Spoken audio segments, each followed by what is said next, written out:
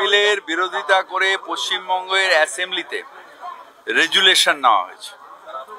সেই রেজুলেশন পাঠানো হয়েছে। তারপরে সেই ওয়াকফ বিল পাস হয়েছে যেটা অসাংবিধানিক, মানে আনকনস্টিটিউশনাল এবং যেটা অন্যায়। কারণ রাইট টু মাইনরিটি প্রপার্টি মাইনরিটিদের হাতে থাকবে, এটা কনস্টিটিউশন বলে গেছে। সুতরাং এটা অন্যায়, এবং সেই অন্যায়টা আজকে পলিটিক্যাল রিজনের জন্যে, সমাজকে ভাগ করার জন্যে, হিন্দু ভোট মুসলমান ভোটের জন্যে বিজেপি করেছে। এটার বিরোধিতা আমরা করে যাব। এবং বাংলায় আমাদের মুখ্যমন্ত্রীর নাম মমতা বন্দ্যোপাধ্যায়, যিনি সর্বধর্ম সমন্বয়ে বিশ্বাস করেন। ধর্ম সমন্বয়ে বিশ্বাস করেন। সেই সর্বধর্ম সমন্বয়ে কোনো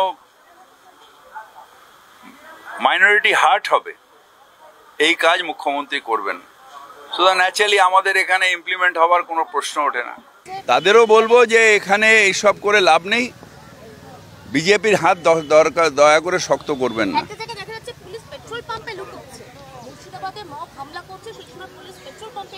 অ্যাডুকুয়েট পুলিশ ছিল না, তারপরে রাত্রিবেলা দেখেছেন কি হয়েছে।